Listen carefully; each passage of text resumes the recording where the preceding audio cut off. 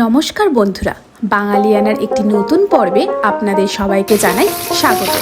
চলে এসেছি আবারও একটি নতুন ভিডিও, সাথে একটি নতুন রেসিপি নিয়ে। আর আজকের রেসিপি পমফ্রেট মাছ দিয়ে বানিয়ে ফেলবো পমফ্রেট মাছের দো পেঁয়াজা। তো চলুন শুরু করে দেওয়া যাক আজকের রান্না।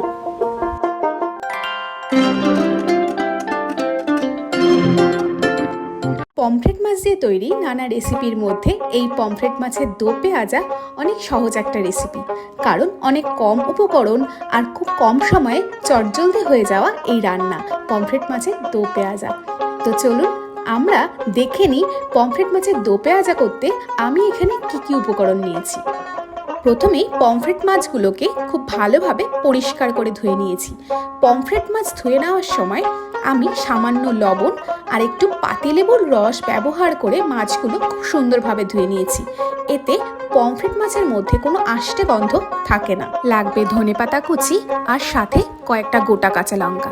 আর আমি এখানে অর্ধেকখানা পেঁয়াজকে কুচি করে নিয়েছি। আর ফোড়নের জন্য আমি ব্যবহার করব কালো জিরে। পমফ্রেট মাছের দো পেঁয়াজা বানানোর জন্য আমি 1.5 খানা পেঁয়াজ আর কয়েকটা গোটা কাঁচা লঙ্কা নিয়ে একটা পেস্ট বানিয়ে নেব। এই কটা উপকরণ দিয়েই বানিয়ে ফেলবো দারুণ স্বাদের এই পমফ্রেট মাছের দো পেঁয়াজা। প্রথমে মাছগুলোকে নুন, হলুদ আর সামান্য পরিমাণ সর্ষের তেল দিয়ে খুব ভালোভাবে ম্যারিনেট করে নেব। যে কোনো মাছ নুন হলুদ দিয়ে ম্যারিনেট করার সময় সামান্য সর্ষের তেল ব্যবহার করলে মাছগুলো খুব সুন্দরভাবে ভাজা হয়। আর সাথে মাছ ভাজার সময় মাছ যেমন ভেঙেও যায় না, তেমন মাছগুলো কড়াইয়েও লেগে যায় না। কড়াই গরম হলে কড়াইয়ের মধ্যে দিয়ে দেব সর্ষের তেল। আজকে পুরো রান্নাটা আমি করব সর্ষের তেলে। তেল গরম হয়ে আসলে তেলের মধ্যে দিয়ে দেব নুন হলুদ দিয়ে মাখিয়ে রাখা পমফ্রেট মাছগুলো। ছোটোবেলা থেকে দেখতাম চিংড়ি মাছ বাদে যে কোনো মাছ ভাজার সময় আমার মা গ্যাসের ফ্লেম সব সময় হাই টু মিডিয়ামে রেখে মাছগুলো ভাজতো।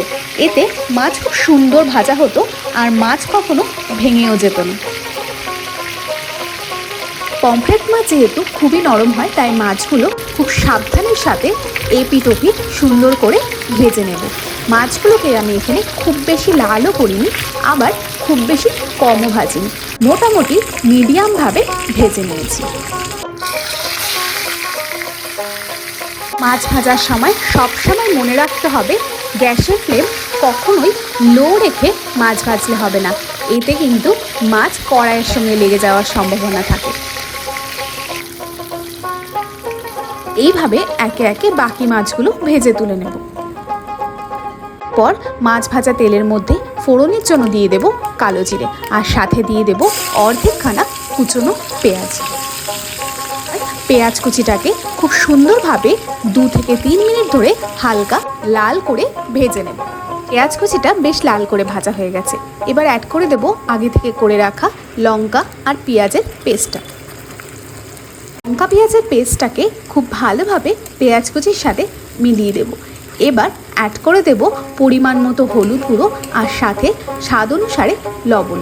সমস্ত উপকরণ দিয়ে খুব ভালোভাবে মশলাটা কষিয়ে নিতে থাকবো।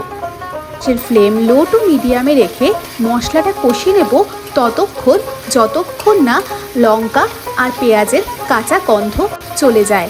আর সাথে অ্যাড করে দেব কয়েকটা গোটা কাঁচা লঙ্কা। কাঁচা লঙ্কা দিয়ে আবারও মশলাটা খুব ভালোভাবে কষিয়ে নেব তেল ছেড়ে আসা পর্যন্ত।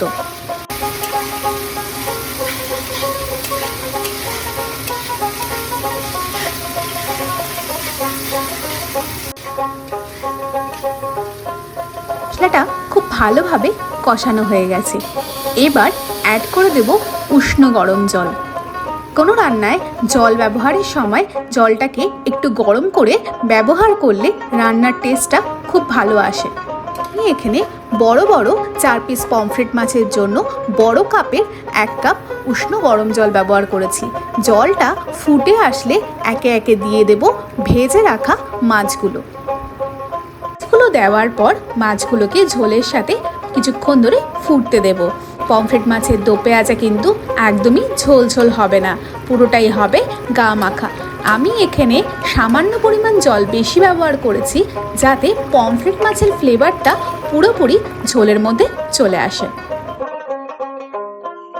3 থেকে 4 মিনিট ধরে ঝোলটা ফুটিয়ে নেওয়ার পর কিন্তু গ্রেভিটা একদম টেনে গেছে আর গ্রেভিটা খুব সুন্দরভাবে গামাখা হয়ে এসছে। পমফ্রেট মাছের দো পেঁয়াজা প্রায় রেডি। এবার নামানোর আগে দিয়ে দেব ধনেপাতা কুচি।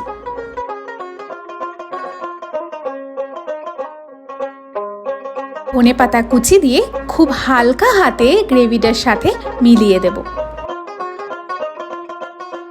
3 মিনিট স্ট্যান্ডিং টাইমে রেখে দিলেই একদম রেডি আজকের রেসিপি পমফ্রেট মাছের দো পেঁয়াজা। গরম গরম ভাতের সাথে পরিবেশন করুন এই পমফ্রেট মাছের দো পেঁয়াজা। আমার রান্নাটি আপনাদের সবার কেমন লাগলো তা কমেন্ট করে জানাতে কিন্তু একদম ভুলবেন না। আর ভিডিওটি ভালো লাগলে আমার চ্যানেলটিকে অবশ্যই সাবস্ক্রাইব করে পাশে থাকবেন আর পাশে থাকা বেল আইকনটি প্রেস করে দেবেন যাতে কোনো ভিডিও পোস্ট হওয়ার সাথে সাথে আপনি নোটিফিকেশানটি পেয়ে যান। তো দেখা হচ্ছে আবারও পরবর্তী কোনো এক ভিডিওর সাথে। ততক্ষণ সবাই ভালো থাকবেন, সুস্থ থাকবেন।